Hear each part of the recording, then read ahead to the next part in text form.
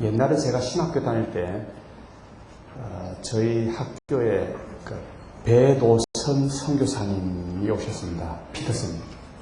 그분이 의사로서 선교사예요. 자신을 선교사라고 의식하고 계시지만 또한 동시에 무엇보다도 의사로서 의식이 굉장히 강하신 분이었습니다.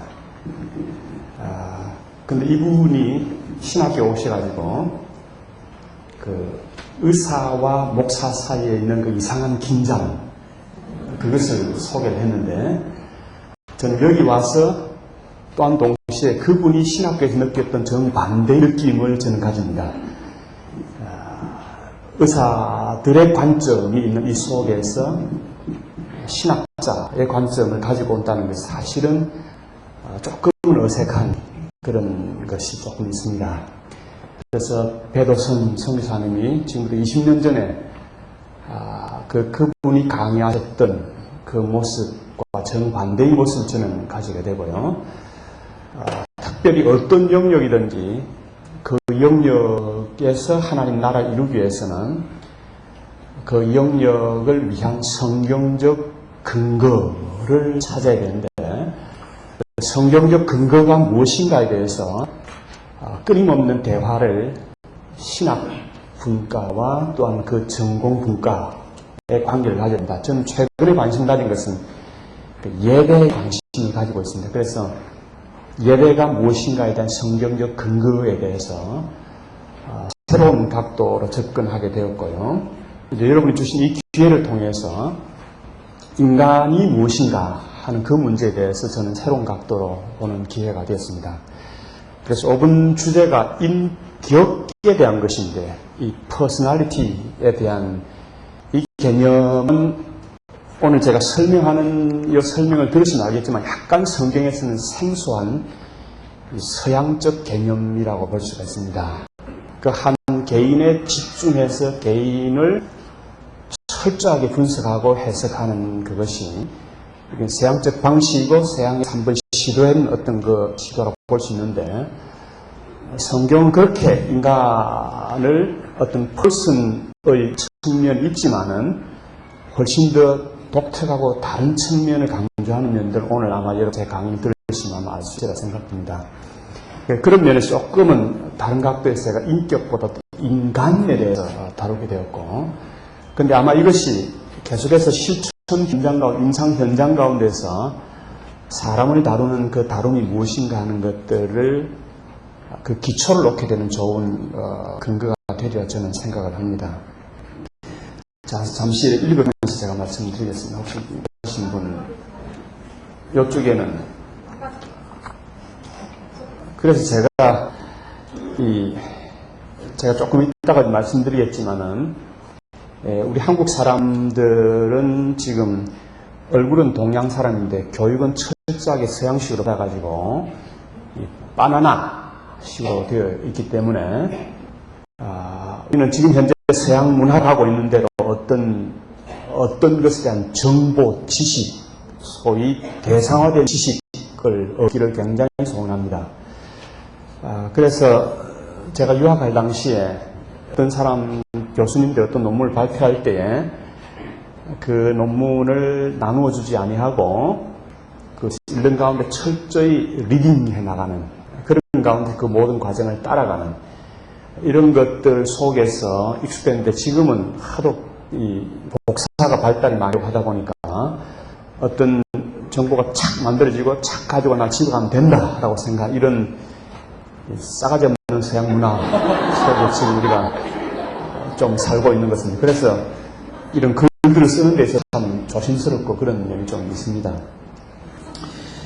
먼저 들어가면서 제가 쓴 글을 조금씩 읽어가면서 설명해 드리겠습니다.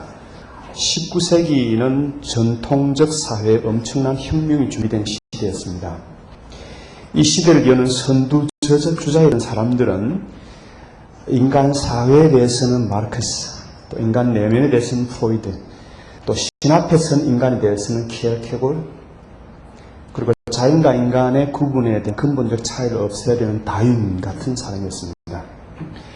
이런 사람들은 전 시대까지 진행되던 성개념, 그 이전 개념에 대한 코페르니쿠스적 전환을 가장 먼저 시도한 사람들이었고, 이 사람들이 20세기에 일으킨 것 파급 효과는 엄청난 것이었습니다.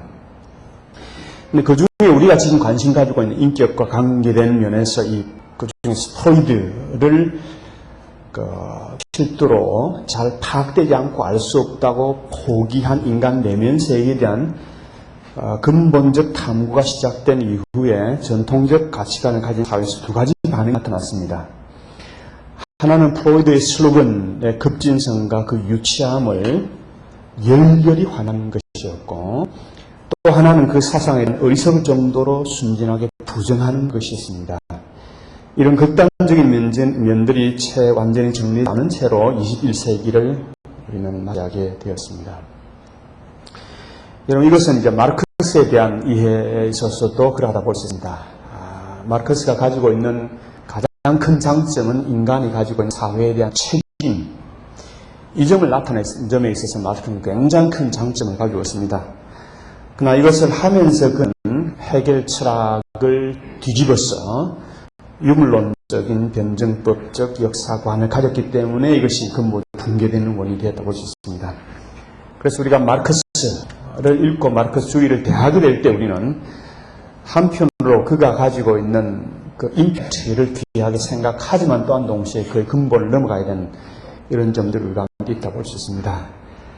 그 중에서 인간 내면에 대해서 프로이드가 주장하는 것에 전통적 교회 속에 점차적으로 인간 내면 세계에 대한 각성이 일어나게 되었는데, 그것은 예수를 믿고 하나님의 자녀가 되었음에도 불구하고 오랫동안 축적된 성격이 고쳐지지 않는 현실적이고 목회적인 문제에 직면하게 되었기 때문인 것 같습니다. 92년대 유학 마치고 돌아오니까 인천에 목회하던 15년 동안 목회하던 제 동기가 목회의 한을 품고 제게 한 말이 이 말입니다.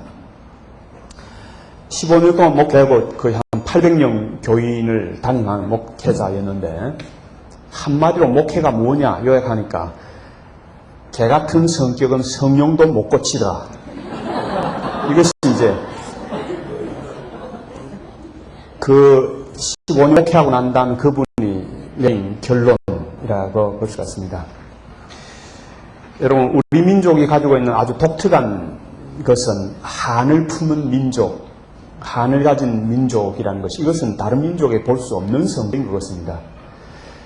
그런데 여러분, 이 한을 품은 것은 단순히 한 개인만 가진 것이 아니라 이 한국 사회 전체가 가지고 있는 공동체적 문제라고 볼 수가 있겠죠. 그렇죠? 그래서 이런 문제들에 직면하면서 프로이드로부터 시작되게 된 내면 세계에 대한 관찰을 우리는 더 본질적으로 이렇게 받아들이게 된 것 같습니다.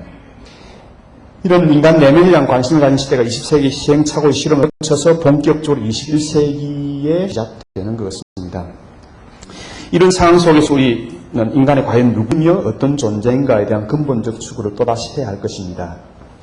인간이 어떤 존재인가 하는 문제는 언제나 물어져 왔는데, 이것은 어떤 면에서 굉장히 정당한 것이라고 볼 수 있습니다.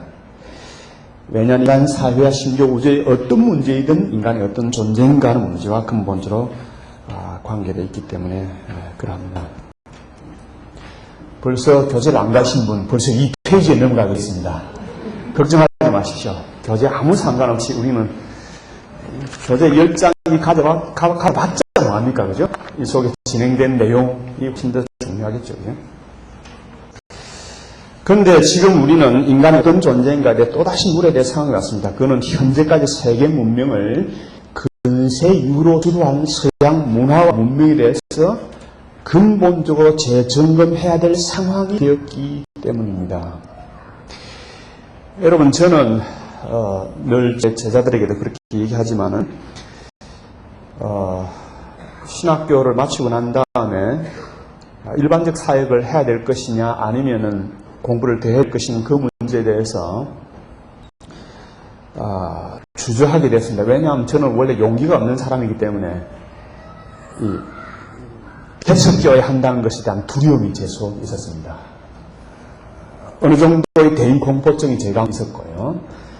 그것을 하나님께 점차적으로 치료하는 과정이 있었지만 용감하게 사람들을 대면하는 거기에 있어서 연약을 하고 있었습니다. 그런 가운데 학교에서 유학의 길을 열어주었기 때문에 유학을 가게 되었습니다. 그러면서도 제가 마음속으로 생각한 건 뭔가 하니까 이 서양 학문 가운데 최고봉에 속하는 이 서양 신학, 이게 뭔가 이성 있는 것 같은데 가봤자 말짱 도루묵이 아닐까 하는 그런 의구심을 가졌고요.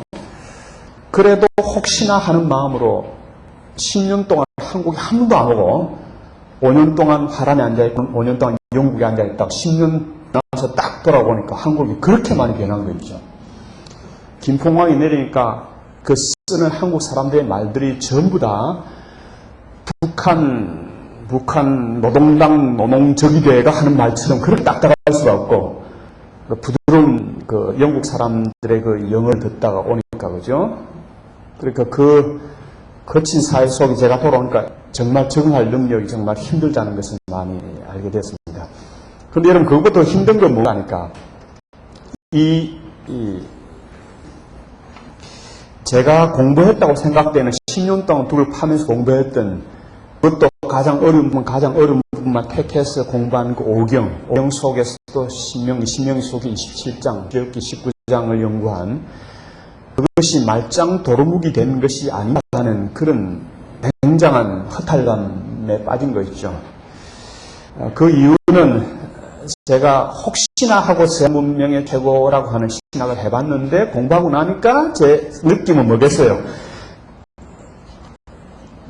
왜 안 통합니까? 역시나.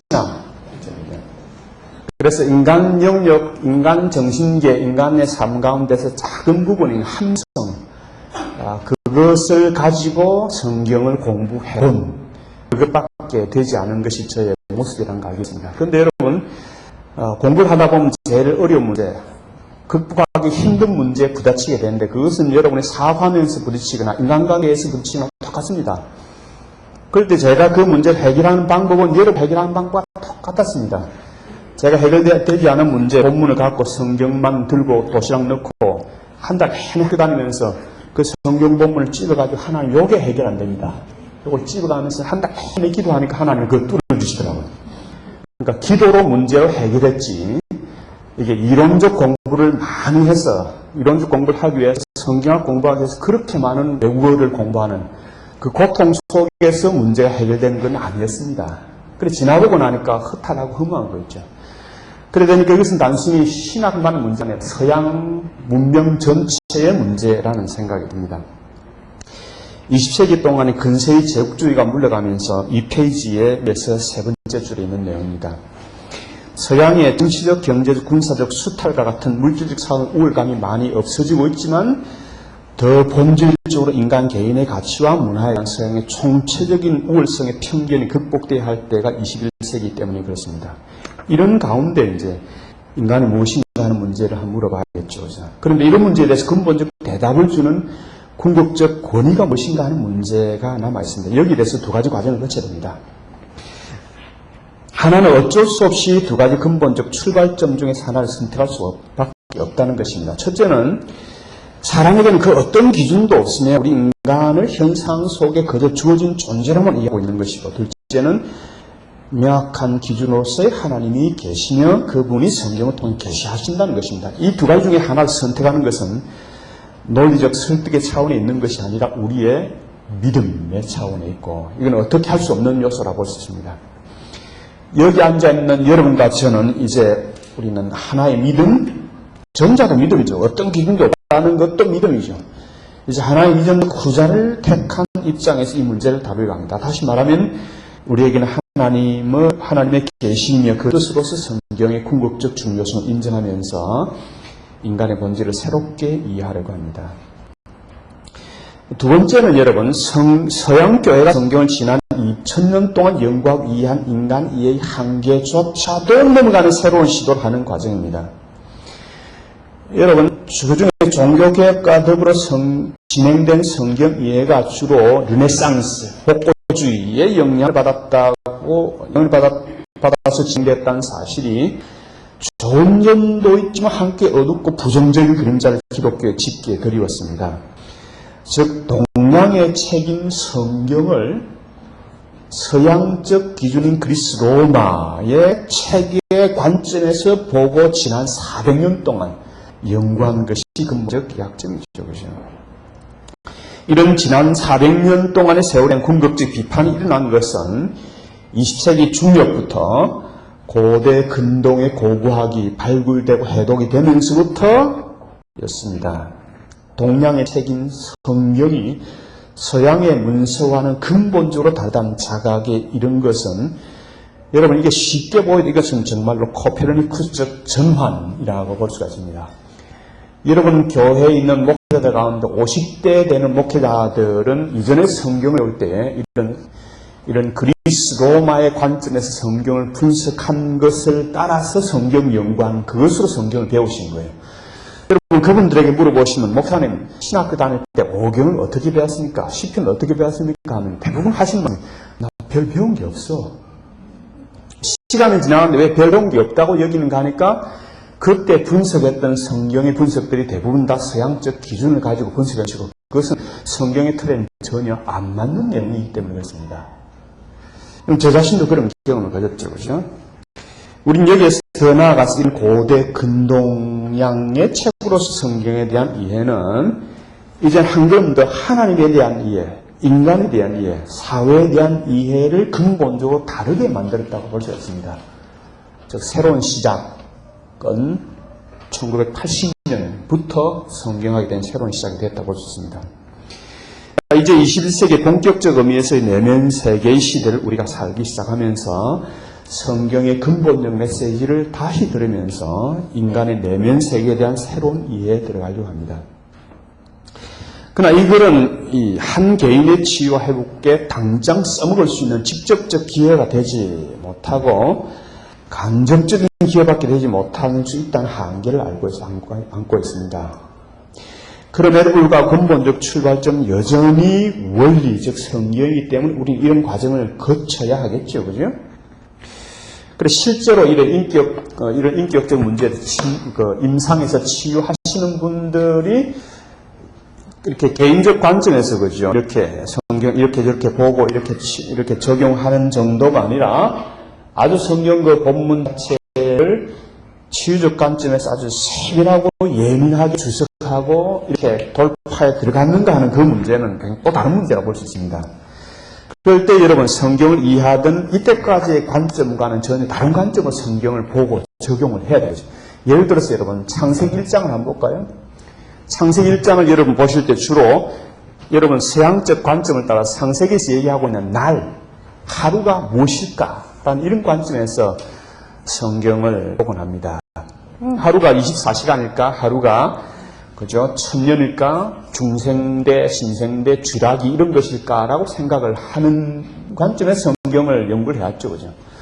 그러나 여러분 창세기 1장의 메시지는 그런 과학적 정보를 제공해 주는 것이 아니라 1장 속에서 완벽하게 고대 근동양의 세계관을 반영하고 있습니다. 즉 1일과 1과 3일은 어떤 구조가 만들어지는 것이고 4일과 5일과 6일은 그 구조에 대한 내용물이 채워지는 날로서 만들어져 있고 이렇게 1, 3과 4, 5, 6은 서로 대칭되는 관계에 서 있고 그 모든 것이 완전하게 이루어짐으로 하나님 창조의 완전성을 드러내는 것이 1장의 메시지라고 볼 수 있습니다. 그래서 창세기 1장을 이 하루가 무엇일까? 라는 관점에서 과학적 관점에서 보면 절대로 풀리지 않게 되어 있는 그 메시지가 전혀 다른 관점에서 술술 풀리는 것이 여러분 성경에서 창세기 1장부터 계시록까지 전혀 새로운 해석과 새로운 시도를 해야 된다는 것이 우리가 보고 있는 새로운 과제라고 볼 수가 있습니다.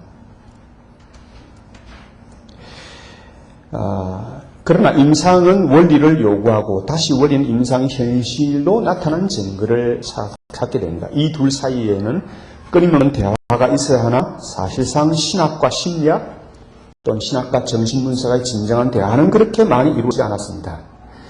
그러나 위와 같은 새로운 신학의 전망, 새로운 성경학의 전망은 심리학과 정신분석의 새로운 노력과 함께 새로운 대화의 전망을 밝게 합니다. 먼저 여러분 제가 다룬 것은 인간이 무엇인가 하는 문제에 대해서 다룬 것이 아니라 인간이 인식을 어떻게 하느냐 하는 문제부터 먼저 다루려고 합니다. 여러분과 저는 이미 하나가 되었기 때문에 철저하게 서양적으로 인식하고 파악하게 되는데 그것부터 돌이키게 될 때 인간이 무엇이라 하는 문제를 저는 다르게 볼 수 있다고 생각을 합니다. 여러분, 제가 아주 파격적인 용어를 썼습니다. 분리와 분석 그리고 직관은 범죄다, 죄악이다 라는 용어를 썼습니다. 우리가 대학에 다닐 때에 어떤 사실을 분리하고 분석을 합니다. 그래서 그 분리하고 분석하는 것을 따라서 저는 대학 다닐 동안에 그죠 지겹도록 분석을 해봤습니다. 그런데 그렇게 하고 나면 좋은 점이 있겠지만 여러분, 제가 약학을 공부를 하면서 그죠 약에 대한 확신이 제가 대학 초기에 있을 때보다도 지금 30년 지나고 난 지금은 훨씬 약에 대한 이 신념이 굉장히 떨어진 것을 많이 알게 됐습니다. 화학에 대한 굉장한 확신이 있었지만은 지금 그 확신들이 떨어지고 인간이 만든 제품, 화학 제품에 대한 근본적 회의를 만드는 사람 자신이 하게 되는 것을 볼 수 있습니다. 여러분, 그러므로 지금 현재 학문 세계 전체, 여러분이 대학에서 공부한 또한 지금 현재 하고 있는 이 분석, 분리 자체가 범죄라는 것을 한번 저는 생각해 보기 바랍니다. 3페이지요. 여러분, 서양의 분석적 문화와 성경의 총체적 문화, 서양의 분석적 인식론 혹은 성경의 총체적 인식론, 서양의 직관적 문화와 성경의 비유적 문화, 그리고 서양의 직관적 인식론과 성경의 비유적 인식론, 이게 서로 완벽하게 대칭을 이루고 있는 것이 여러분 이거 혁명적인 도전이라고 볼 수 있습니다.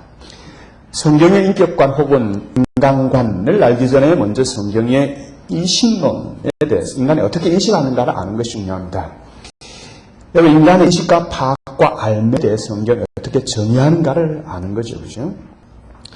먼저 현대 서양 문명에서 인간이 자신과 대상을 알기 위해서 먼저 하는 행동은 행동이 하나가 분석입니다. 그런데 이런 분석을 하기 위해서 어떤 사실을 쪼개고 분리합니다.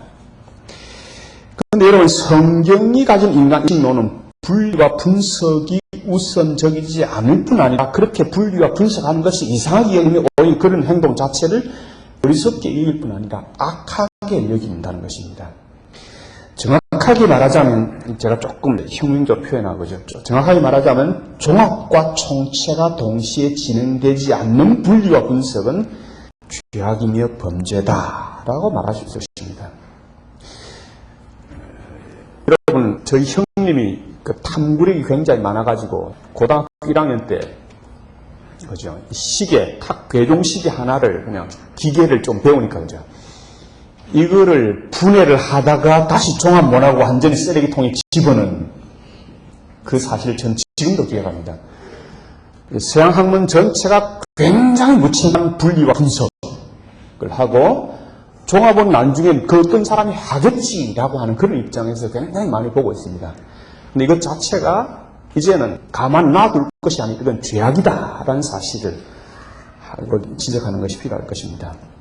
어떤 면에서는 분리와 분석을 먼저 해놓고 나중에 종합과 총체를 한다는 것은 아예 인간을 무책임하게 해체해 죽여버리는 것 같다고 여길 수 있을 것입니다. 이런 분석적 측면과 밀접한 관계가 있는 것이 서양 문명이 인간이 하는 행동은 직관하는 것으로 파악한다는 거죠. 여러분, 저도 서양 사람들이 배운 하나의 버릇이 뭔가 하니까 사람 눈을 빡 쳐다보고 있죠. 그죠? 저도 어느새 그걸 하게 되었고, 근데 지금은 조금 이래 머리 조금 숙이기도 합니다. 근데 처음 와서는 진짜 사람들 만나고 눈 많이 쳐다보고 하니까, 그런 가운데, 그죠? 이제 설교를 하니까, 특별히 이 학생들이 한 3, 4년 동안 저를 무서워했어요. 눈 많이 쳐다보고 이렇게 얘기하는 거예요. 이게 여러분 아마 서양 사람들이 가지고 있는 이 직관하는 버릇과 관계된다고 저는 생각을 해요. 그죠? 부러지게 해서 그것을 파악해 버리겠다는 그 생각이겠죠. 그죠? 어떤 사실을 냉정하게 그리고 뚫어지게 쳐다보고 그것을 파악해 버리려고 하는 것입니다. 그런데 성경은 이것을 이상하게 여기는 아니다. 그렇게 해서는 인간과 우주가 알려지지 않고 오히려 닫혀진다고 성경은 강조하는 것입니다. 오히려 성경의 인간 인식론은 반대로 직관하는 것이 아니라 비유적으로 파악하는 데 있는 것입니다. 이런 사실은 앞에서 말한 성경이 말한 인간에 대한 총체적 인식과 밀접한 관계가 있습니다. 즉 총체적 인식과 비유적 인식은 서로 관계되는 거죠. 또 심하게 말하면 위에서 말한 어투례로 표현하자면 총체적 인식을 위한 비유적 접근이 전제되지 않는 직관 그 자체가 죽음이며 죄악이라는 것입니다. 여러분 최근에 성경학에서 이런 사실들 잘 지적되고 있습니다. 성경의 가장 작은 단위에서 가장 큰 단위에 이르기까지 총체적이며 비유적 인식에 의해서 구성되고 있음을 아셨습니다. 자, 여러분 히브리 시에 대해서 이걸 잘 알 수 있는데요. 히브리 시가 그 어느 절이나 모든 히브리 시의 절, 히브리 시로서 이루어진 것이 바로 여러분 히브리 예언서가 또 히브리 시로 이루어졌잖아요. 그죠? 히브리 시의 처음부터 마지막까지 쓰고 있는 기법인데 그것이 바로 평행법이란 기법입니다. 그 기법은 한 번 했던 표현을 한 번 더 반복하거나 한 번 했던 표현이 정반대된 표현을 하거나 한 번 했던 표현을 더 낮게 표현하거나 한 번 했던 표현을 더 낮게 표현하거나 그 가능성의 조합이 굉장히 다양합니다. 그러나 하여간에 이걸 두 개를 동시에 파악하는 이 방법을 히브리 시가 쓰고 이것을 평행법이라고 합니다. 평행법은 하나의 방법이야. 히브리 시의 그 방법이고 모든 것이고 전부입니다. 근데 이것이 글을 뿐 아니라 이게 히브리 시뿐 아니라 히브리 산문에도 나타나고 있습니다. 즉 히브리 역사 속에도 같은 사실을 반복적으로 표현하는 글이 굉장히 많이 나타나고 있고 같은 사실을 비유적으로 표현하는 글이 굉장히 많이 나타나고 있습니다. 또 히브리 잠언서를 보시면 잠언서 속에서 여러분 우리는 전혀 색다른 잠언을 보게 됩니다. 여러분 동양 일반적 잠언은 그죠? 여러분 잘 알고 있죠, 그죠? 근데 성경이 나타내는 잠언, 격언은 철저하게 비유적으로 파악하는 것이 근본입니다. 그래서 어리석은 여인이 아름다운 것은 무엇인가? 라고 할 때, 어리석은 아름다운 여인을 분석을 해놓고 그러고 난 다음 어리석은 것을 분석해서 조합한 방법이 아니라 어리석은 여인이 아름다운 것은 돼지 코에 진주를 난 것과 같다. 라고 표현하는 거죠. 돼지 코에 진주를 매달린 그 이상한 형태가 바로 여러분 어리석은 여인이 아름다운 것이라 표현하는 거예요. 이렇게 비유적으로 표현한 그것이 바로 성경의 전반적인 표현이고 예수님께서도 또 그렇게 표현하는 것들을 볼 수 있죠. 그죠? 가장 작은 단위 한 절에서 히브리 평행법에 의해서 만들어져서 그 자체로 총체성과 비유성이 동시에 드러나는 모습을 보입니다. 히브리 시에서 나타나는 것이 히브리 모든 문장의 가장 중요한 근간을 이루고 있습니다.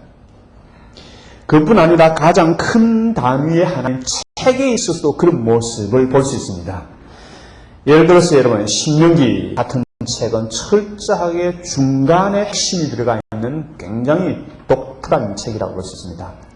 다른 책도 거기서 기승전결이 완벽하게 나타나고 요수아서 같은 책, 사사기 같은 책도 여러분 이게 있는 좌청룡 우백호를 놓고 중간에 핵심이 들어가는 독특한 동양적 구조를 이루고 있고 이것 속에서 어떤 총체성과 근본성이 나타난다고 볼 수 있습니다.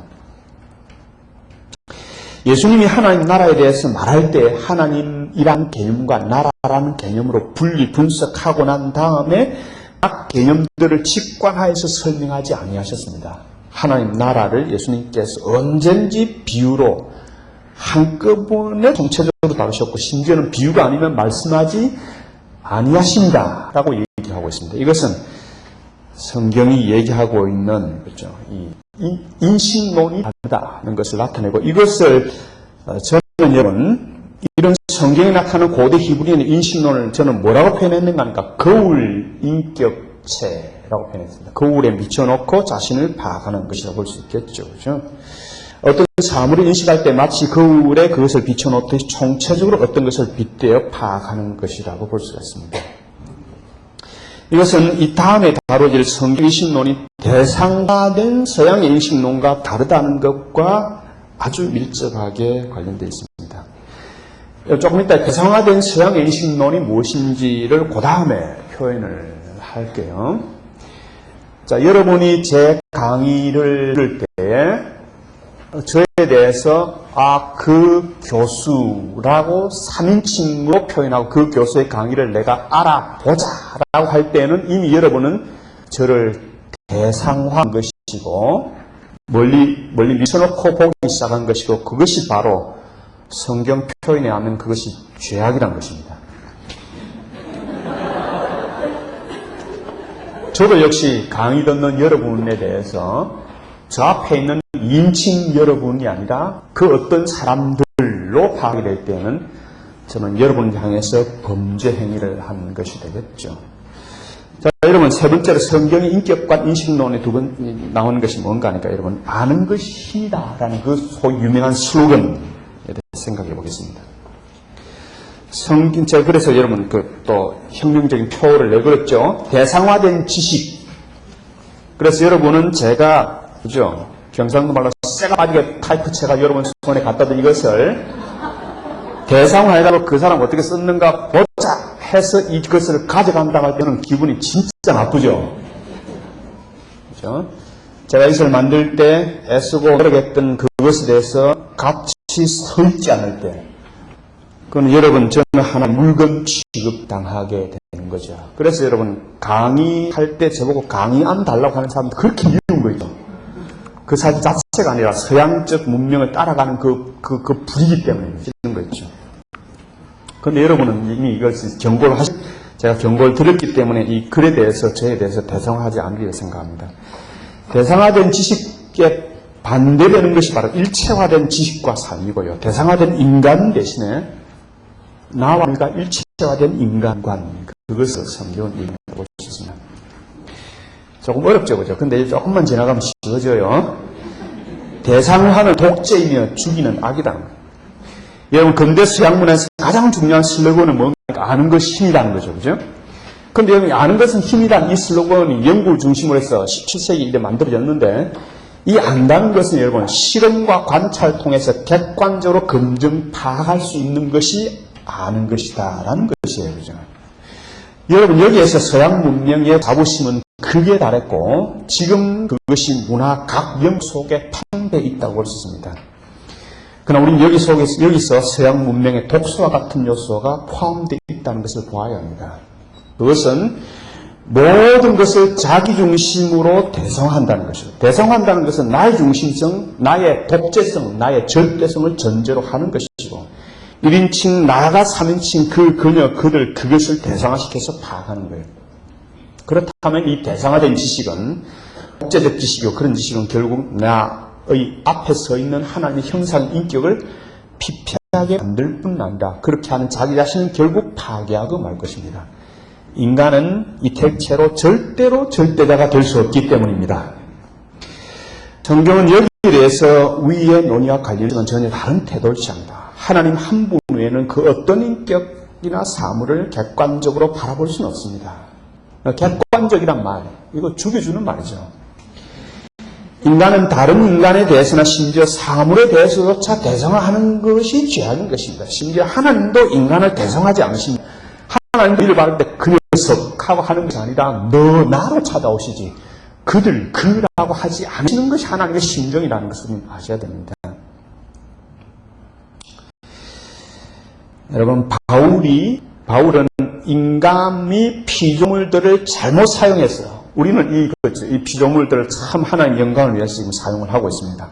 그러나 이 화려한 장식을 딱 해놓고 이 속에 그죠? 딴따라 패들이 와가지고 자기 마음대로 인간 마음을 즐겁게 하는 그런 것 한다면 이 전기가 울겠죠.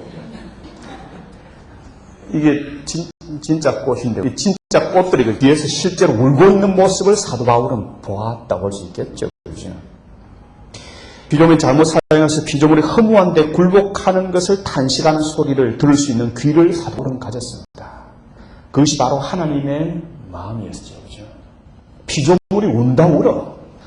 쓰레기 보여주는 것이고요. 일회용 버리고 난다고 하는 것이 아니라 그 컵이 울고 도시락이 울고 있는 그 모습을 사도는 들었고 그러므로 여러분 심지어 사물차도 대상화하지 아니하는 그런 독특한 모습 사물조차도 멀리 떨어진 3인칭이 아니라 하나님의 창조한 어떤 대상으로서 내가 내 심정을 가지고 봐야 되는 이 마이크도 그렇고 지금 걸리는 그죠 전화벨 소리도 그렇고 저런 모든 소리들조차도 우리가 대상할 수 없는 것이라는 것을 사도 바울은 얘기하는 거죠.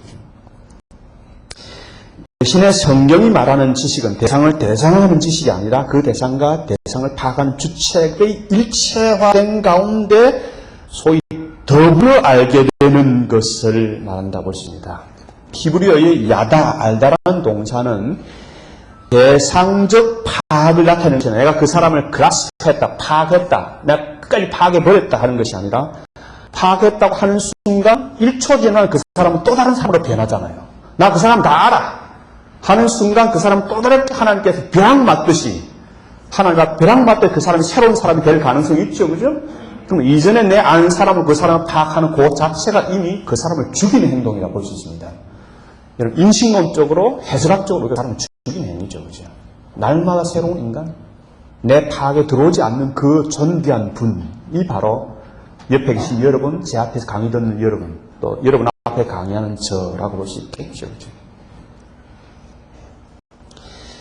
제가 그 주 6에 예를 들어 창세기 4장 1절 25절에 아담이 아내와 동침하는 것을 야다라는 동사로 사용하는 것을 잘 아셨습니다.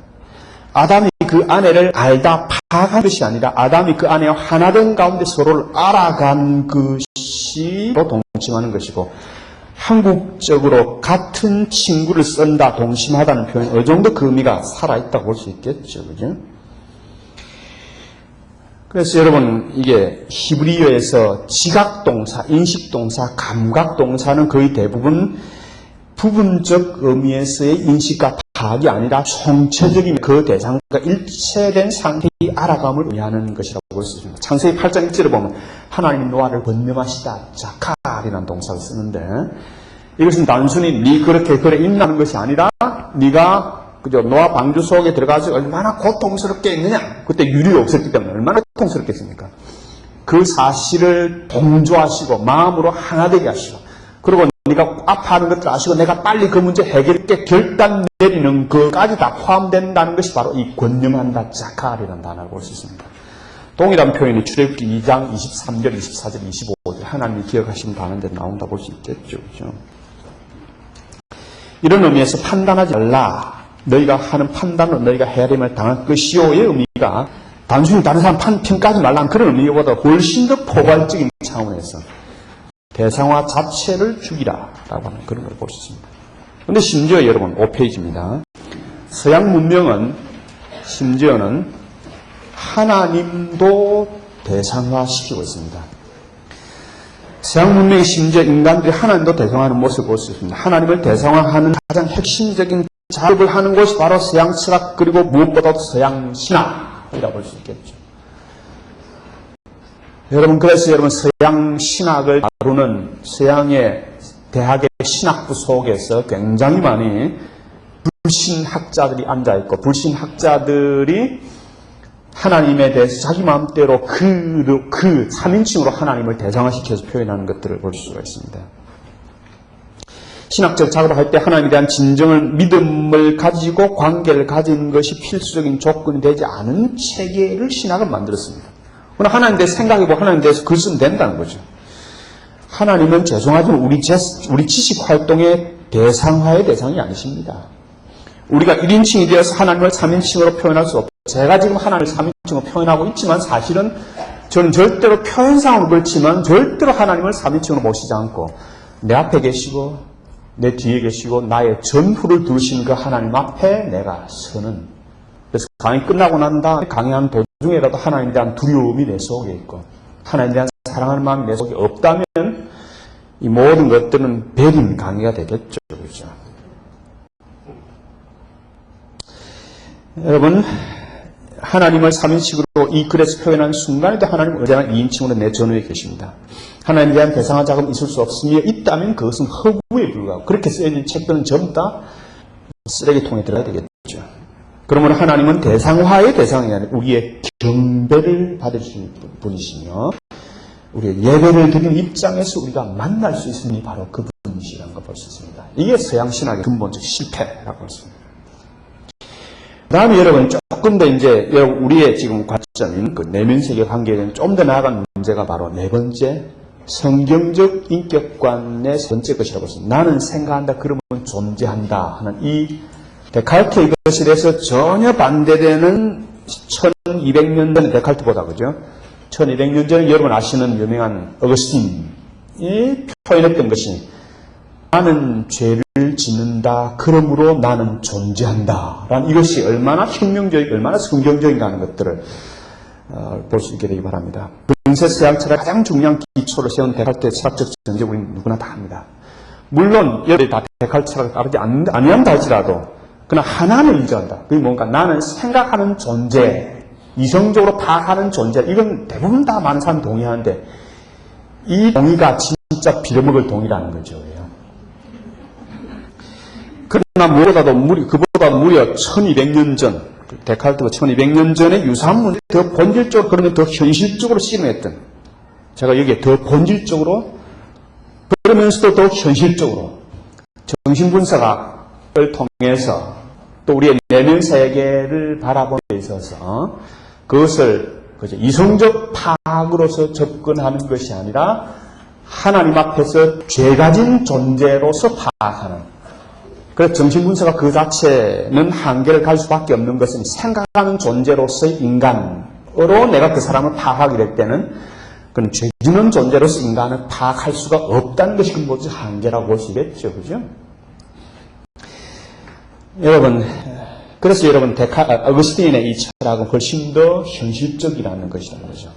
그는 인간 존재의 문제를 철학적으로 생각하면서 그것이 사유에 있는 것이 아니라 인간의 행동, 즉 하나님 앞에서 종교적 윤리 행동하는 존재로 파악한 것입니다. 나는 죄를 짓는 자, 그러므로 나는 존재한다. 이것은 성경적 인간이야 대단히 일치한 내용입니다. 그동안 습관적으로 받아들였던 인간 존재의 사유와 생각하는 이성적 측면의 절대적 우위를 포기하게 만드는 것입니다. 인간이 하나님 앞에 죄짓고 불안해하며 창조주 하나님을 떠난 공포에 시달리며 구속자 하나님의 사랑을 거부하는 장차받을 심판의 고통을 미리 겪는 존재임을 들으면 굉장히 중요한 발견을 할 수 있겠죠. 여러분, 첫째로 이것은 인간이 생각 사유에 근본 두는 것이 아니라 행동에 근본 두는 성경의 기본적 내용을 잘 듣는 것입니다. 서양 문명이 앞에서 말한 바와 같이 분석적인 경향을 따라서 생각과 사유하는 존재로 파악하여 근본적으로 총체적인 행동을 하는 존재를 이해하는 성경이 정반대된 모습을 가지고 있습니다. 둘째, 이러한 성경적 인간과는 행동 중에 특별히 하나님 앞에서 하는 행동과 그런 하나님의 형상을 닮은 존재로서 인간에 대한 윤리적 행동을 하는 존재로 파악하게 만듭니다. 모든 인간의 외면과 내면에서 겪는 불안과 고통과 절망과 자포, 자기 등의 모든 부정적이자 파악적인 현상은 이런 인간 존재의 부정적인 반면이라고 볼 수가 있습니다. 그러므로 이런 인간에 대한 서양 문명적인 이성적 이해와 파악으로 문제가 해결되는 것이 아니라 근본적으로 그런 인간 하나님 앞과 그 다음에 그런 하나님의 형상을 닮은 인간 앞에 서게 만드는 것. 그래서 여러분들이 글로 파악하는 것이 아니라 제 하는 강의로 파악하는 것이라 강의와 글 속에 나타나는 억생 경상도 사투리와 가끔 욕을 써가면서 하는 그 속에 나타나는 염성과 그 의도, 역성을 파악하는 것이 목적이겠죠, 그죠?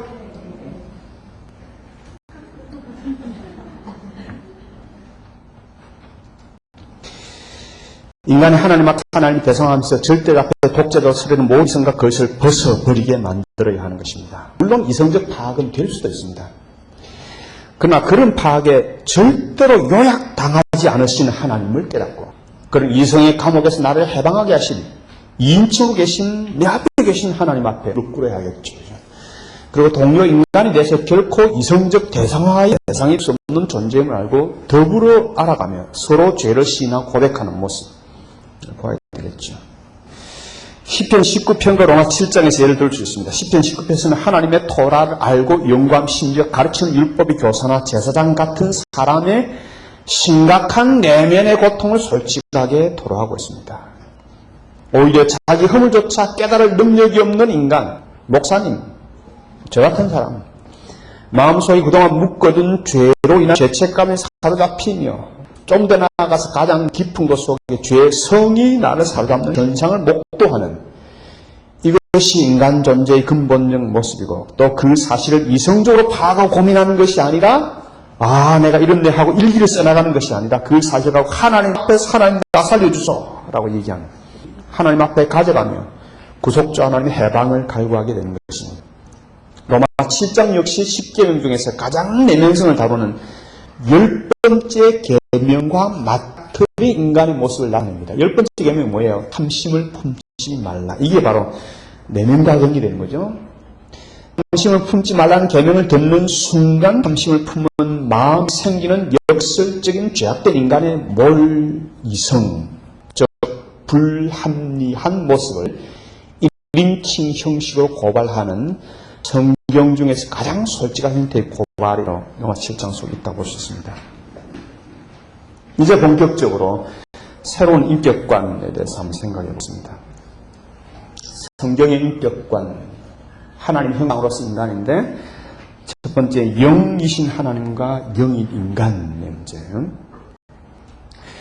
서양마와 서양신학 이때까지 전문적으로 다루지 못한 영역이 바로 하나님의 영이라는 사실과 함께 인간이 영이라는 사실이며 이 영의 두 시체의 만남이 모든 만남의 근거라는 사실입니다.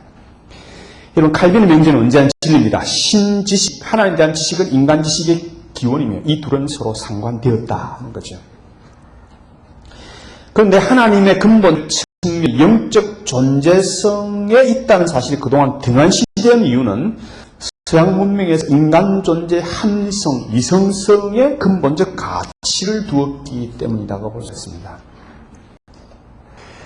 여러분, 강의가 좀 딱딱해요? 예, 아니요. 삼일체에 대한 강의를 제가 하기를 좋아하고 가르치기를 좋아하는데 삼일체를 얘기하면 여러분 우리는 다 바나나가 돼가지고 서양 사람이 하는 대로 어디에 관심 있는가 하니까 삼위에 관심 있는 것이 아니라 일체에 관심이 많아요. 어떻게 세 분이 하나가 되느냐. 그래서 여러분 삼일체를 가르치다 보면 이 삼위 하나님이 변용이 돼서 하나의 실체로 만들어진 것처럼 착각을 하는 경우들이 많이 있습니다. 여러분 하나님은 언제든지 세 분으로 계시고 그렇죠? 언제든지 세 분으로 계시고 그분의 뜻이 하나 되고 그분의 하나님 됨에 하나 되지만 언제든지 세 분으로 계신다고. 세 분으로 계신 분이 어떻게 하나를 유지할 것인가 하는 문제에 대해서만 너무 관심 많으니까 그렇죠. 이런 이성적 하나됨에 관심 많은 것이 우리 서방 개신교를 탄 서방교회의 모습입니다. 그런데 여러분 동방교회 여러분 잘 모르시죠? 그리스 정교 러시아에 가면 그리스 정교 여러분 삼일체 가운데 후반부가 아니라 삼위에 관심이 많다고요. 그 사람들은 일체적인 논리적 하나됨에 대한 관심보다도 삼위 자체가 삼위 하나님과 어떻게 심리적으로 연합하는가 하는. 그래서 우리가 이성적으로 만족하는 거기에 추구하는 것이 아니라 삼위 하나님 있는 그대로 드러내는 데 더 관심이 많은 거죠. 그런 면에서는 우리보다 훨씬 더 삼일체에 더 가까이 간 사람들이 그 사람인지 몰라요. 여러분 오해 잃어보면 하나님도 영이고 인간도 영이다. 우선 성경은 하나님이 영이시다는 것을 말합니다. 성경은 분석적이지 않기 때문에 영의 구체적인 모습에 대해서 직관적으로 절대 묘사하지 않습니다. 다만 영이 무엇이냐고 묻는 서양적 질문에 대해서 이 어리석은 놈들 비웃듯이 성경은 비유적으로 묘사할 뿐입니다. 영이란 말 자체가 루아흐, 바람이란 말이죠. 분마란 말로서 이 말은 무슨 말인가 하니까 영은 바람과 같은 실체란 말로서 파악이 불가능하다는 거예요. 여러분 영성신학을 서양에서 하게 될 때 영을 파악하게 될 때 대부분 다 영이 무엇이냐 하는 것들을 대상화시켜서 파악합니다. 영을 분석하고 합니다. 영성신학을 하는데도 영을 또 분석하고 있는 거죠. 웃긴 짓이죠. 이런 일체의 이성적 파악을 거부하는 것이 바로 영이란 말 자체이죠. 대상적 파악의 대상이 아닌 경배를 받으실 분으로서 하나님이다. 이런 표현은 대단히 적합하다고 볼 수 있을 것입니다. 7페이지. 성경은 인간 역시 인간다움의 가장 중요한 측면이 영이라는 사실을 얘기하고 있습니다. 이 사실 역시 인간 영이 무엇이냐고 직관적 분석적으로 묻는 서양 질문에 대해서 참담한 패배를 알면서 이 바보야 그런 질문 하지 마. 그래서 여러분 학교에서도 그죠 하나님의 영에 대해서 분석할 때 영이 무엇이냐 분석적으로 쓰는 논문 쓰는 님들이 계시죠. 인식에 대한 부분이 잘못된기 때문에 그러죠. 성경은 인간을 하나님과 똑같이 비유적으로 표현할 수 있는 존재, 즉 바람과 같은 존재. 여러분 우리 잘 하잖아요. 신바람. 그 신이란 것이 하나님이라서요, 그죠? 하나님의 바람을 타는 민족. 그리고 우리는 어느 민족보다도 이 바람을 잘 이해할 수 있는데 이게 다 바나나가 돼가지고 대학까지 받으면 그죠? 전부 다 그것을 대상화된 지식을 얻으려고 하는 경우가 많은 것입니다.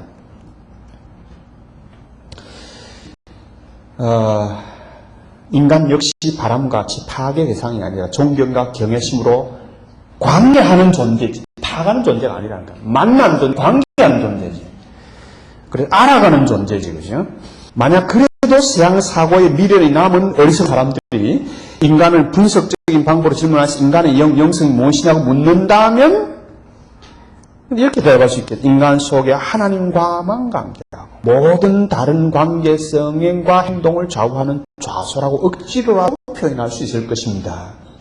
이런 표현들은 서양적 요구에 부응한 선교적인 표현일 뿐이에요. 하도 서양민들이 이렇게 요구하니까, 분석적으로 요구하니까 한번 해본 것에 불과한 거죠. 성경은 그렇게 말하지 않습니다.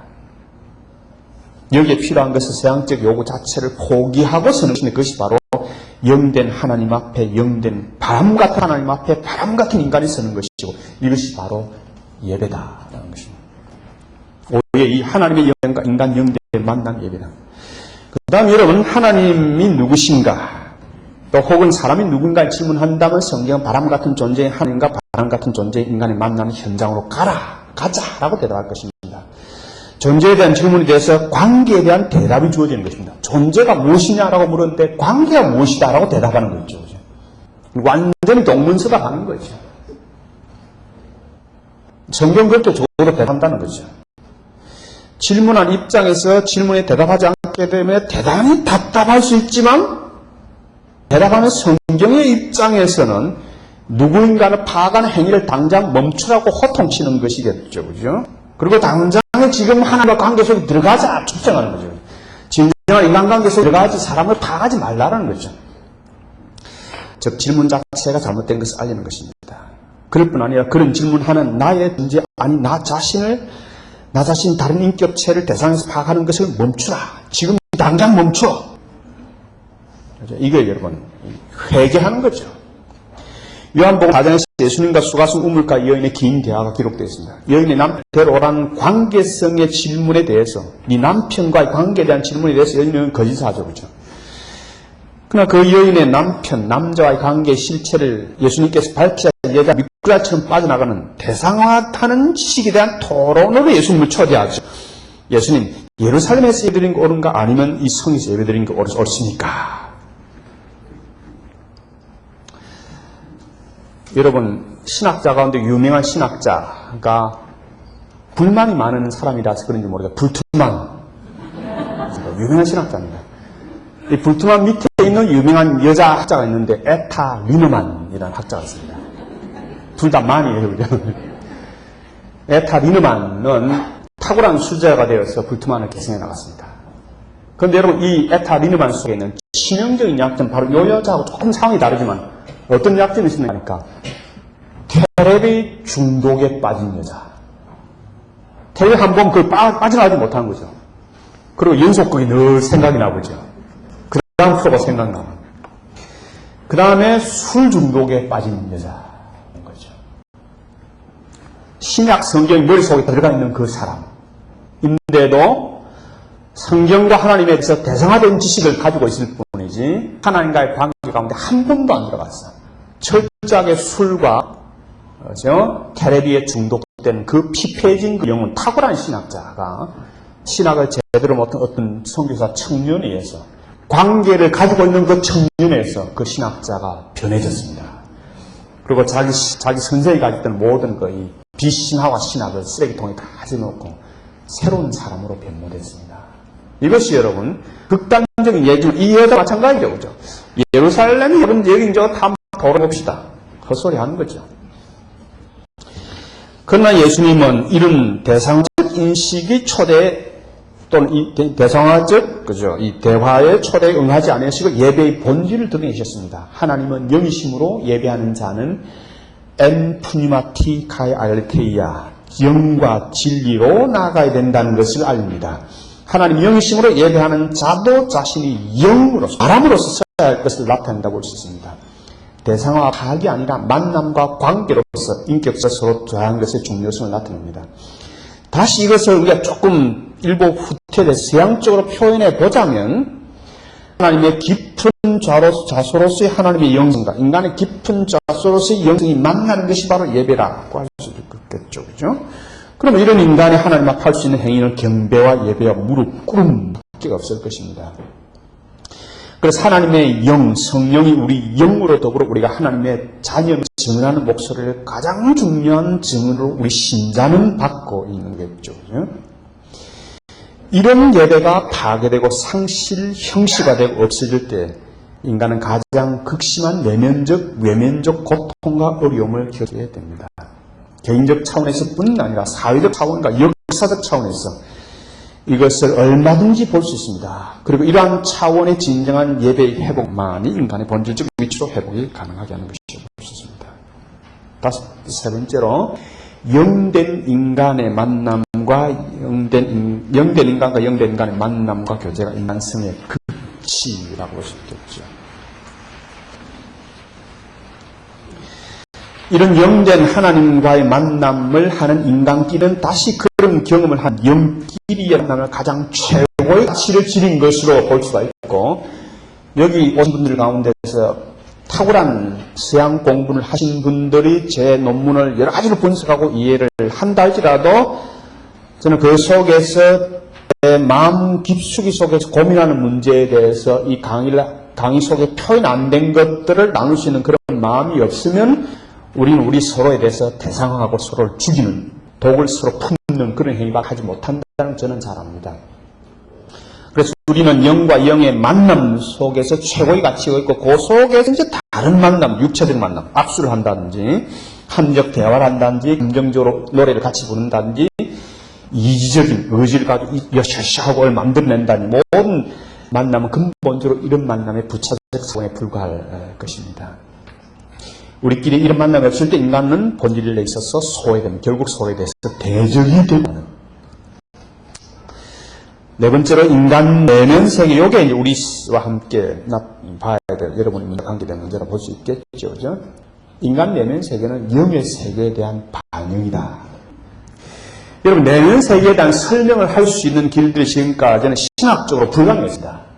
그저 인간에 있는 한 측면으로만 생각했으나, 그러나 만약에 성경이 인간 영적 존재, 영으로 파악하게 된다면 그 영의 왜곡된 현상, 영의 고통하는 현상, 영의 설명할 수 없는 이 바람과 같은 그 모습, 그걸 설명한다면 근본적으로 우리는 새로운 출발할 수 있는 거죠.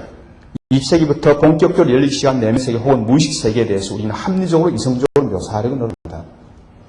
그러나 그런 노력이 실패할 수밖에 없는 것은 우리 내면세계는 우리 인간의 영의 세계의 반영이기 때문이겠습니다. 세상에서 내면 세계의 인정하는 것과 성경을 통해서 신학에서 인간의 영적 존재성을 인정하는 것이 서로 상합하는 것은 이성의 세대가 지나가고 있기 때문만은 아닙니다. 여러분, 이성의 시대가 지금 좀 지나가고 있거든요. 성경의 인간 이해가 새롭게 될 수 있는 것은 성경 자체에 대한 이해가 새롭게 되었기 때문에, 그건 앞으로 말씀드렸죠. 그죠? 성경 자체를 서양의 책이 아닌 근동의 책으로 새롭게 이해하는 것은 인간 이해의 희명적인 틀을 제공하는 것입니다. 다시 들어가서 내면 세계는 인간의 영의 세계의 반영이라면 삐뚤어진 내면 세계는 결국 삐뚤어진 영의 세계의 반영일 뿐이고, 삐뚤어진 영은 참되고 치유하는 영된 하나님 앞에 다시 무릎 꿇고 대면해야 하며, 그렇게 치유된 영적 인간들과 서로 마주쳐야 하는 거죠.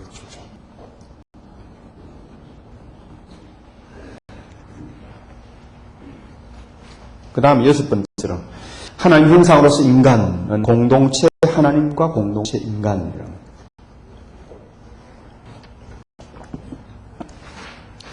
성경이 인간한 충격적인 것이 인간의 공동체라는 것입니다. 본질적 공동체라는 것입니다. 다른 동물들도 게임이나 이런 것들로 그런 모습을 지니지만 특히 창조에서 모든 피조물의 유일한 위치를 차지한 인간은 더욱 그럽니다. 이것을 창세기 1장 26절, 27절에서 보면 알 수 있는데, 거기서 인간 하나님 형상 하나님 모델 창조됐어요. 거기서 형상, 첼렘과 모양, 드무트란 이 전형적인 히브리 문학기법인 평행법을 통해서 사용된 것으로서 인정한다면, 즉 형상이 다르고 모양이 다른 것이 아니라 형과 모양과 같은 말을 반복적으로 표현한 거죠. 이 표현의 가장 중요한 의미는 인간이 하나님의 닮은 꼴로 창조됐다는 거죠. 근데 여러분, 그 본문 자세히 분석을 해야 되는, 우리 한 성경만큼 창세기 1장 26절, 27절에 엉터리같이 번역된 것이 없어요. 그래서 성경을 보면 안 되고 제가 분석한 이거를 봐야 되죠. 그러면 우리는 하나님의 형상의 실제적 내용을 고려해 봐야 되겠죠? 자, 성경 본문 자체를 보면, 여러분 성경을 보지 마시고 제가 설명을 드렸어요. 창세기 1장 26절은 하나님 자신의 선언이고, 1장 27절은 그 선언에 대한 저자 모세의 보충 설명이에요. 그럼 1장 26절에 선언된 하나님의 닮은 꼴의 선언이 무엇인가 1장 27절에 설명을 합니다. 자, 히브리 시는 정상적인 평행법 속에서는 두 문장, 두 콜론, 바이콜론을 쓰는데 1장 27절은 특이하게도 세 콜론, 트리콜론 형식으로 쓰고 있는 거예요. 보통 세 콜론 형식은 한 단락의 처음이나 마지막과 같은 위치에 쓰여서 특수한 효과를 나타냅니다. 그래서 그것이 강조되거나, 그죠? 독특하게 나타날 때 그걸 쓰긴 합니다. 여기서 첫 번째 콜론과 두 번째 콜론, 첫 번째 문장과 두 번째 문장은 도치된 문장으로 되었을 뿐 사실상 거의 똑같은 내용을 가지고 있다고 볼 수 있습니다. 그리고 세 번째 문장은 본질적으로 다른 내용을 가지고 있는데 이것을 히브리어 순서대로 번역하면 다음과 같이 번역할 수가 있습니다. 첫 번째 콜론, 창조하였다 하나님 인간을 자기 형상대로. 그리고 두 번째 콜론, 그 순서가 뒤집어진 거죠. 하나님 형상대로 그가 창조하였다 그를. 갑자기 세 번째 콜론에서 순서가 뒤집어진 거죠. 남자와 여자로 그가 창조하였다 그들을. 자, 이것을 통해서 알 수 있는 것이 1장 27절에서 계속적으로 강조하는 것은 하나님의 형상으로서 가장 중요한 면, 세 번째 콜론의 내용인 인간이 남자와 여자로 창조되었다는 거죠. 그럼 하나님의 형상이 무엇이냐? 바로 남자와 여자로라는 거예요. 만약 이러한 분석이 옳다면 인간의 내재한 하나님 형상으로 가장 중요한 많은 내용 중에 하나가 바로 인간이 남녀로 존재한다는 거죠. 그러나 우리는 이런 분석에 대해서 정당하고도 조심스러운 해석을 해야 됩니다. 하나님은 성경 전체를 통해 결코 성적인 존재로 표현되지 않았고 오히려 그래서 강력히 금지했죠. 남신인 바알, 여신인 아세라 철저히 금했죠. 그죠? 그러므로 하나님의 형상은 성적인 관계성을 나타내는 것으로 해석할 수 없고 오히려 1장 27절은 사람들 사이에서 인격적인 관계를 가지고 서로를 향해 서는 것을 말하는, 그 중에서 가장 중요한 예가 바로 남녀로 서는 것이라고 보아야 할 것 같습니다. 또한 이런 해석에서 고려할 이런 1장 26절에서 하나님이 자신의 말씀 속에 드러난 하나님의 속성입니다. 1장 26절에 갑자기 하나님께서 우리의 형상을 따라라고 하나님 자신이 우리라고 표현한 거예요. 그럼 이 우리가 누굴까를 얘기할 때 어떤 사람은 삼일체를 의미한다라는 전통적 해석도 있으나 삼일체는 아직까지 여러분 신약 속에서 드러나게 되므로 창세기 1장 자체 내에서는 이건 하나님의 복수성 혹은 하나님의 공동체성을 의미한다는 포괄적인 해석이 적용할 것 같습니다. 그렇게 되면 우리는 1장 27절에 본 대로 하나님의 형상으로서 인간 모두의 가장 중요한 예가 인간의 남녀로 존재한다는 것이라면 인간 존재의 복수성 혹은 공동체성은 하나님 존재의 복수성 혹은 공동체성의 반향이라고 볼 수 있다. 여러분, 인간의 하나님 형상 닮았다는 말은 뭐로 주로 설명한다니까? 인간의 인격이고 사실고 그렇게 얘기하죠. 그죠? 그러나 창세기 1장 26절은 철저하게 한 개체가 하나님 형상 닮았다는 것이 아니라 그 개체 인간이 서로, 그죠? 공동체적 존재라는 면에서 하나님 닮았다는 것을 얘기하는 거죠. 이것을 여러분, 제가 이해를 시켜 사람들이 이해를 잘 못하더라고요. 왜냐하면 그동안 너무 개체 중심적인 서양 신학의 폐해 가운데 있었기 때문에 그렇습니다. 내가 구원받기 위해서 예수님이 죽으셔야 되고, 내가 구원받기 위해서 성령 하나 오셔야 되고, 내가 구원받기 위해서 교회가 필요하고, 내가 구원받기 위해서 주님이 재림하셔야 되는, 내 개체 중심적인 어떤 신학관 가운데 있었기 때문에 공동체적인 생활, 관심 가운데서 우리를 우리를 발견하지 못했다고 볼 수 있겠죠. 그죠? 그래서 여러분, 에베소서 보면 이런 표현이 있죠. 그죠? 우리가 그리스도의 장성한 분량에 이른다라는 말을 전부 다 잘못 해석하는데, 그걸 어떻게 해석하는가 하니까, 나 개인이 그리스도 인격을 닮아서 이렇게 해서 또 하나의 그리스도처럼 되는 것으로 수많은 사람들이 착각을 해요. 물론 착각은 자유죠. 성경을 완전히 잘못 해석한 거죠. 에베소서 얘기한 것은 그런 것이 아니라, 그렇죠? 그리스도의 장성한 분량에 닮아간다는 것은 그리스도는 머리죠. 머리가 이렇게 큰데 몸뚱아리는 전부 다 빼빼 마른 것이 아니라 몸된 교회 각 부분들이 튼튼해져서 머리만큼 상합하게 된다는 것을 나타내는 것이 바로 그리스도의 장성한 분량을 나타내는 것이, 그것이 바로 우리 인격이 그만큼 성장한다는 나타내는 것은 결코 아니죠. 그래서 한 사람이 완전하지 못해도 다른 사람의 완전함을 통해서 보충될 수 있고, 그래서 더불어 사는, 한 개체가 완전한 인격으로 서는 그것이 최종적 목적이라기보다도 불완전한 인간끼리 더불어 엎드리고 더불어 어깨동무하고 사는 그것이 바로 인간 존재가 하나님의 닮은 꼴, 하나님의 형상이라는 것에 상위 1장 17절 자체의 주석이라고 볼 수 있겠죠. 이런 해석은 많은 검증을 같이 하겠지만 이 해석이 가지는 주석적 장점은 1장 26절, 27절 동시에 고려한다는 것입니다. 이렇게 남녀가 서로 떨어질 수 없는 것 같이 없는 깊은 인격적 관계를 가지는 것이 2장 18절, 25절 더 구체적으로 말하고 있죠. 그죠? 자, 공동체성에서 분리된 병든 인간의 회복을 위해서 우리가 나아가야 되겠죠? 그러므로 인간은 근본적으로 인간끼리 공동체, 그거는 같이 있다 공동체 되는 것은 아니죠. 즉, 나로 존재하는 것이 아니라 인간은 우리로 존재하는 것이죠. 그럼 이거는 정말 이것도 고치기가 힘든, 얼마나, 이거는 여러분 철학적 전제, 철학적으로 훈련받은 것뿐 아니라 정말 모든 사람이 다 개똥 철학 하나씩 가지고 살고 있죠. 그죠? 다 자기 중심을 가지고 이렇게 살고 있기 때문에 이 문제가 해결이 안 되는데, 여러분. 저는 그런 강의를 하면서 그런 예를 많이 들죠. 어떤 집안에 태어난 가장 귀한 장손, 너무 귀하다 키우다 보니까 애가 그냥 버리장머리 없이 지가 저 가정의 중심인 것으로 착각을 하죠. 자, 이런 아이들이 그저 길거리 가다가 자기가 사고 싶은 장난감, 자기가 먹고 싶은 음식점 앞에 가가지고 퍼질고 앉아서 저거 사내라고죠. 막 떼쓰고 어리쓰고 있는 그 수많은 아이들. 그런 아이들이 지가 중심이 아니라 가족 전체가 중심이고, 저는 그 가족 가운데 하나라는 것을 알지 못할 때 이 아이는 어떻게 해야 돼요? 제 말대로 주워 패야 되죠. 그죠? 개 패듯이 패야 되죠. 그죠? 나가 중심으로 생각하고 공동체 가운데 지가 이로 생각하지 못한 그 버릇이 완전하게 못할 때까지는, 온전하게 될 때까지 주워 패야 된다고. 패야 될 정도로 그 인식의 전환이 나의 중심성에서, 그죠? 이 미운 7살, 요즘은 죽일 놈 8살. 얼마나 고집스럽게 자기 난지. 예수 믿고 난지, 그죠? 미운 7살, 7년 되고 난 그 미운 7살들. 예수 믿고 난 지 한 8년 되면 미운 죽일 놈은 8살 되죠.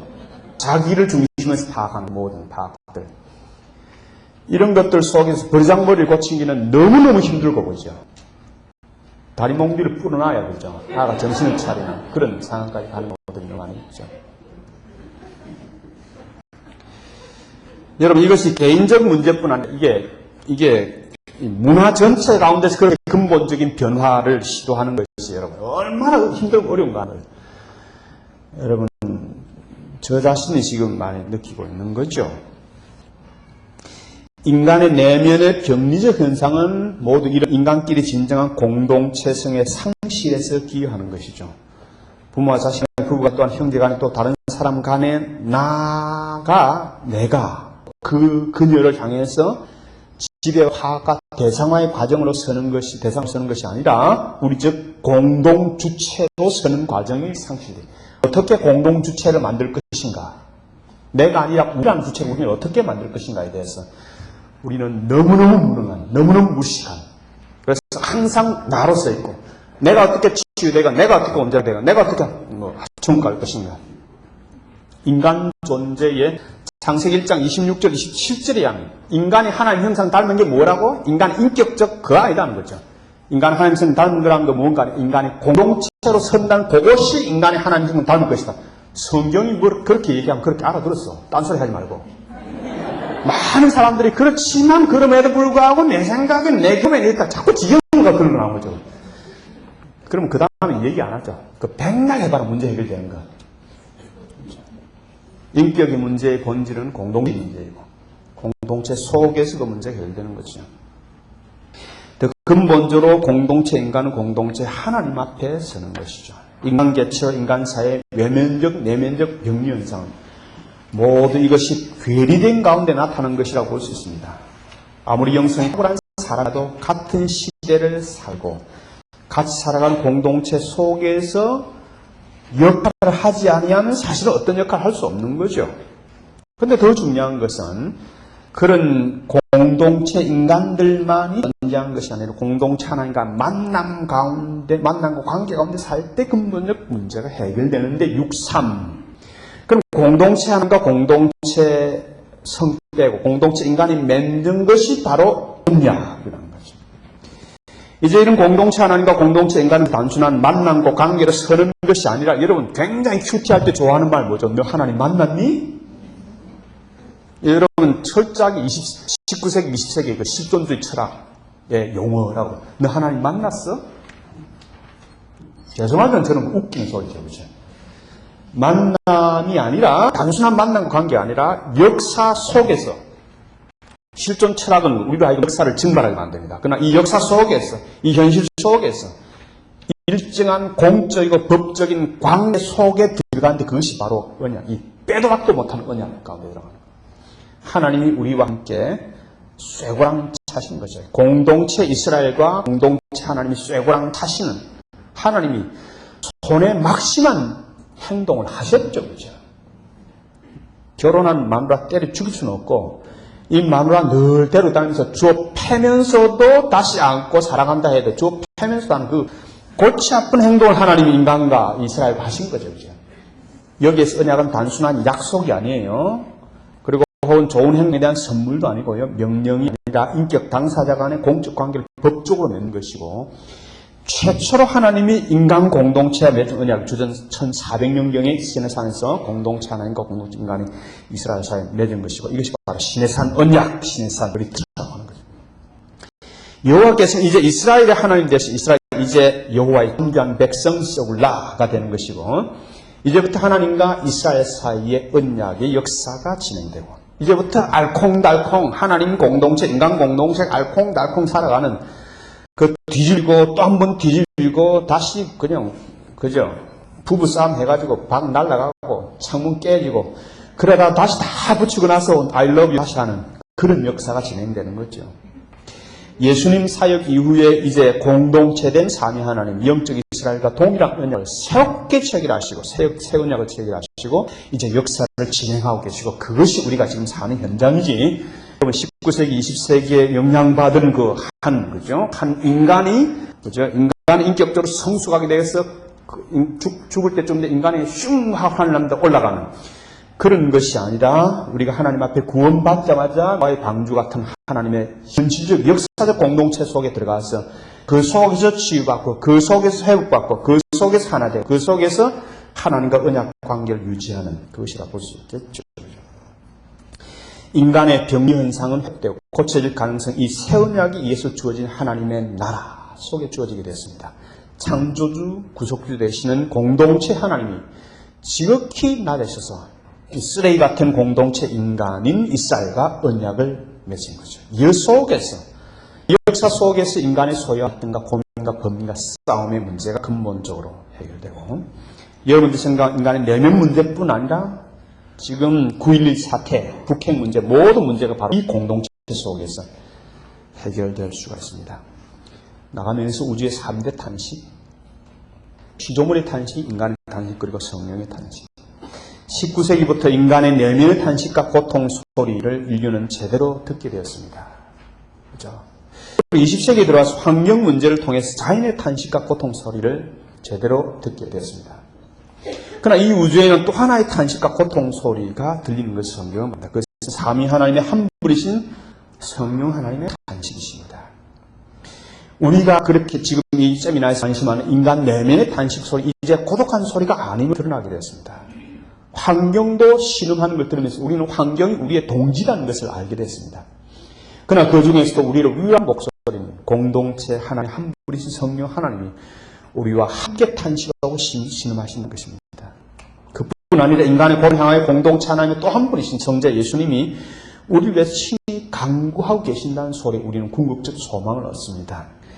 누가 점주하려 죽으실 뿐 아니라 다시 살아나시는 그리스도 예수시니 그는 하나님 우편에 계신 자유 우리를 위하여 친히 간구하시는 자십니다.